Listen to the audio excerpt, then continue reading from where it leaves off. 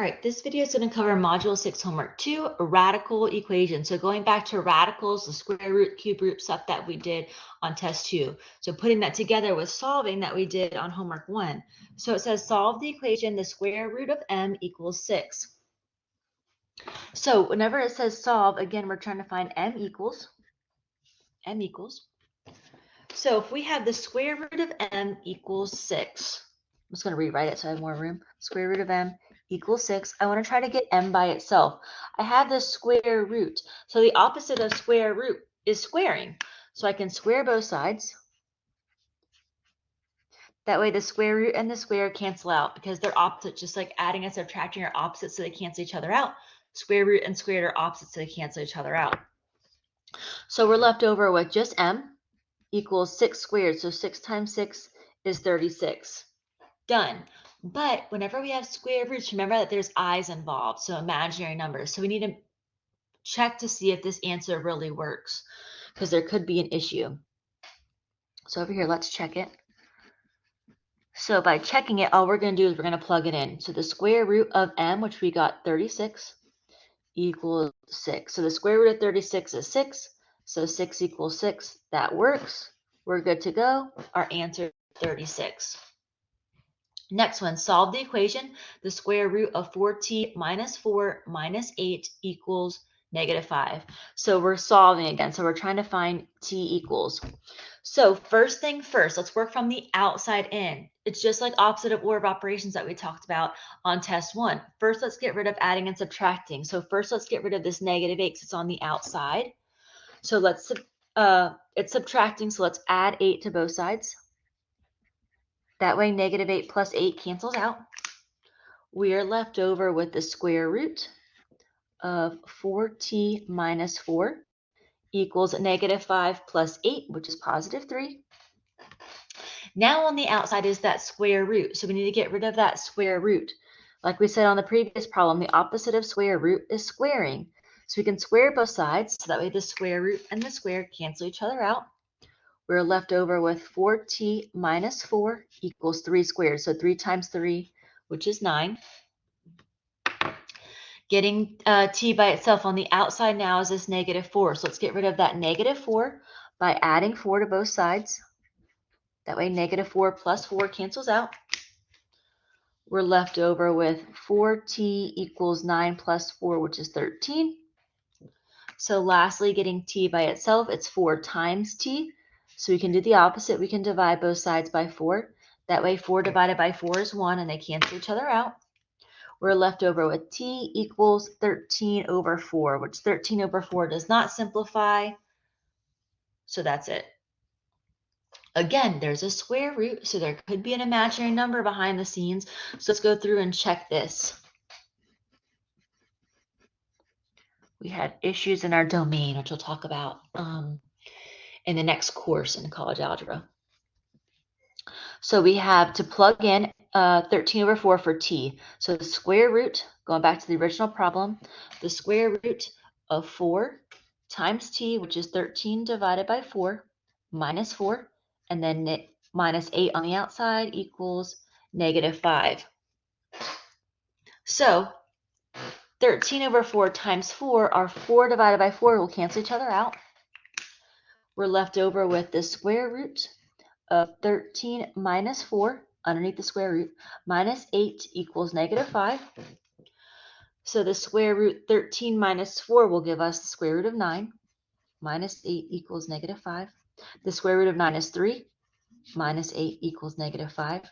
3 minus 8 is -5 equals -5. So yes, this one worked. So 13 over 4 is our answer. All right, let's keep rolling. So solve the equation. The square root of x plus 14 minus 5 equals -6. On the outside is this -5, so let's get rid of that -5 first. Let's add 5 to both sides. That way -5 plus 5 cancels out.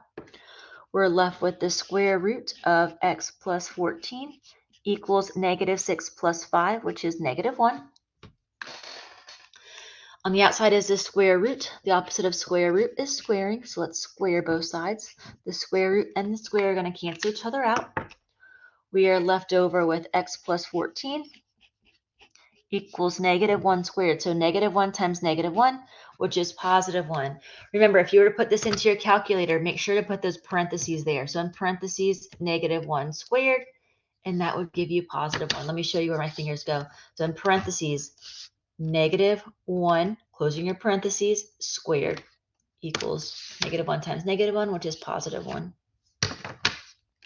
Now, last but not least, getting x by itself. So we can subtract 14 from both sides. So that way 14 minus 14 cancels out. We are left over with x equals 1 minus 14, which is -13.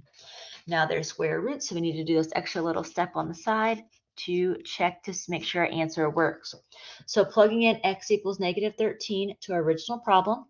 So the square root of x, which is -13, plus 14 minus 5 equals -6. So the square root, -13 plus 14 would give us +1. Minus 5 equals -6. Square root of +1 is 1. Minus 5 equals -6. 1 minus 5 will give us -4. Oh no, -4 does not equal -6. So that means x equals -13 does not work. So it does not work. So there's no solution, which in the homework, so we're going to say DNE, which remember DNE stands for does not exist.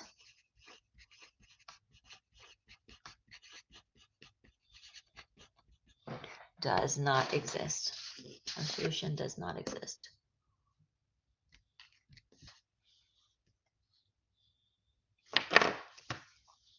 All right, one more like this on the next page.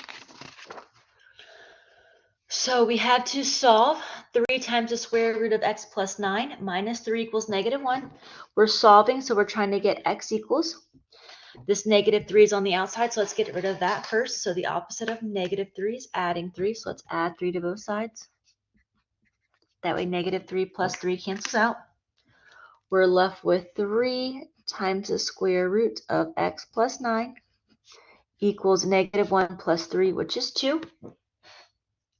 Now on the outside is this 3. Remember, get rid of adding and subtracting, then get rid of multiplying and dividing, working backwards up order of operations, working backwards up PEMDAS.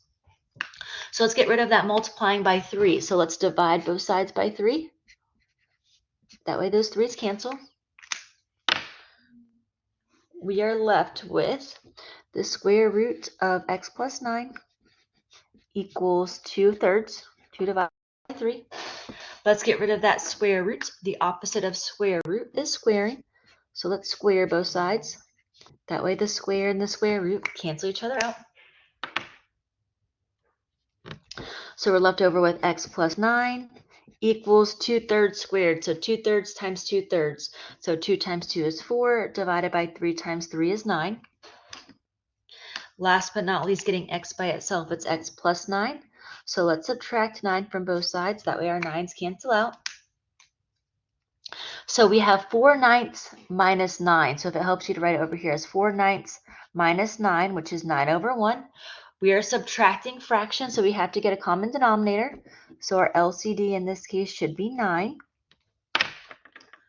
So I want to make the denominators the same. I can make them both into 9. This first denominator is already 9, so it's good to go. To make this second denominator into 9, I need to multiply the top and the bottom by 9. That will leave me with 4 over 9 minus 9 times 9, which is 81, over 1 times 9, which is 9. So now I have 4/9 minus 81/9. So now they're like terms.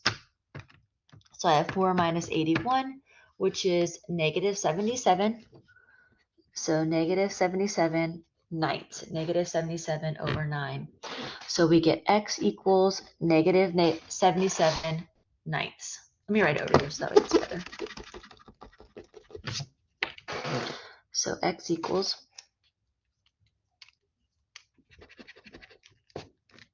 -77 over 9. Quick little thing too, if you want to do this in your calculator, make sure to put it in parentheses. So in parentheses, 4/9, so 4 divided by 9 minus 9 equals ugly decimal. Remember, above the PRB button says fraction of decimal, so second PRB will turn your answer from a decimal to a fraction equals 8 5/9, which is our right answer, but that's in a mixed number. We want an improper fraction. So one more button, so second, and then this button down here, this ABC, says turning your answer from a mixed number to an improper fraction. So press enter, and you get -77/9. One more time. So clearing it out. If you want to do it in your calculator, we just did it by hand, which is almost easier. But if you want to do it in your calculator, in parentheses, 4 divided by 9 to give us 4/9 minus 9 equals. Then our second, our PRB button to take our answer from a decimal to a fraction. Press enter. And then second, this ABC button right here to turn your answer from a mixed number into an improper fraction. And boom, you get -77/9. So there are radicals in this problem, so we do have to check to make sure that this answer works. You've seen on the last example why sometimes it doesn't work, so that's why we have to check it. So we have 3 times the square root of -77/9 for x plus 9 minus 3 equals -1. So we have -77/9 plus 9, which is the same thing as saying 9/1. So we have to get a common denominator, so LCD of +9. This first denominator is already 9, so that's good to go. The second denominator, we can make 9 by multiplying the top and the bottom by 9. This would give us -77/9 plus 81/9. So now we have like terms. So -77/9 plus 81/9 would give us 4/9. So we have 3 times the square root of 4/9 minus 3 equals -1. So the square root of 4/9, I can rewrite this as 3 times the square root of 4 divided by the square root of 9 minus 3 equals -1. So we have 3 times square root of 4 is 2 divided by the square root of 9 is 3 minus 3 equals -1. We have 3 on the top, 3 on the bottom, so those 3's cancel out. We're left with 2 minus 3 equals -1. 2 minus 3 is -1. So yay, -1 equals -1. 7/9 works. So -77/9 works. So -77/9 is our final answer for that problem. All right, last problem. Please use the formula V equals the square root of 20L to estimate the speed of a car V in miles per hour based on the length L in feet of its skid marks when suddenly braking on a dry asphalt road. At the scene of an accident, a police officer measured a car's skid marks to be 119 feet long. Approximately how fast was the car traveling? Round your answer to the nearest tenth, which is 1 decimal place of a unit. So it's telling us our length, our L, is 119 feet. And it's asking us how fast. So it's asking us to find V equals. So if we know V equals the square root of 20 times L, they told us that L is 119. So our V is the square root of 20 times L, which is 119. And it tells us we can use a decimal. So that means all this is a straight calculator problem. So let's plug this into our calculator. So the square root, which remember is right here above x squared. So hit second button and then x squared.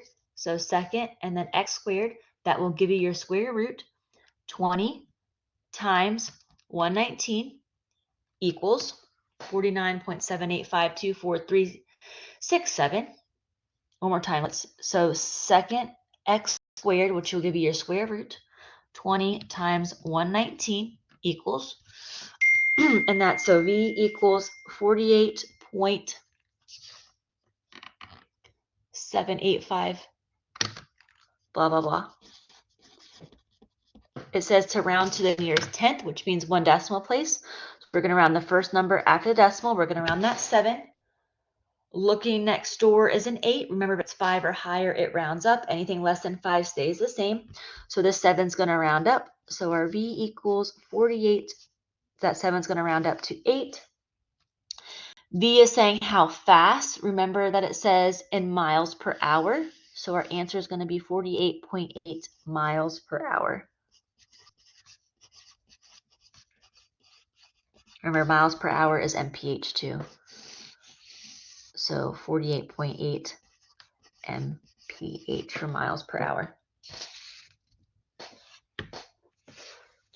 And that is it for Module 6 Homework 2 notes. Thank you for watching. If you have any questions, please let us know. If not, go ahead and complete Module 6 Homework 2 homework assignment. Thanks again.